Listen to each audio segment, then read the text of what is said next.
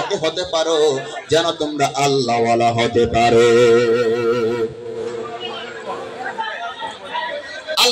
চট্টগ্রাম লোহাগাড়া উপজেলার বিএনপি অঙ্গ সহযোগী সংগঠনের উদ্যোগে পবিত্র মাহে রমজান উপলক্ষে ইফতার এবং দোয়া মাহফিল অনুষ্ঠিত হয়। আপনারা যদি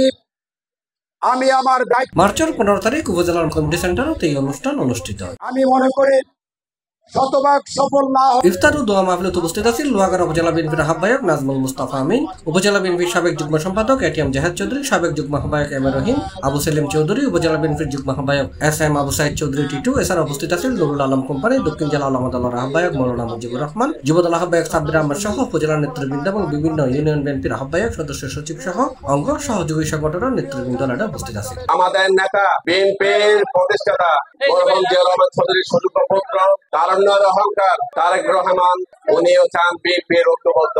উনি তাই বলেছেন ঐক্যর কোনো বিকল্প নেই, আমরা সবাই ঐক্য চাই। তাই ওনার কথাকে মেনে আমরা দীর্ঘদিন থেকে চেষ্টা করে যাচ্ছি। বিএনপির যে গ্রুপিং রাজনীতি আছে, আপনারা দেখেছেন আজকে আমাদের অনেক নেতৃবৃন্দ আছেন এখানে, ইনশাআল্লাহ আরো যারা বাকি আছেন সামনে, সবাই আমরা একসাথে কাজ করবো এই প্রত্যাশা রেখে। আমাদের বিষয়বস্তু হচ্ছে সুস্পষ্ট এবং পরিষ্কার। আমরা জাতীয়তাবাদী দলকে একটি ছাতার নিচে ঐক্যবদ্ধ জাতীয়তাবাদী দল বিএনপি আমরা সবাই দেখতে চাই। তার এই বই প্রকাশ আজকের এই ইফতার মাহফিলের অনুষ্ঠান। ব্যক্তিদেরকে আল্লাহ তাআলা বলেন তোমরা একটু চিন্তা করে দেখো। C plus TV, Chittagong.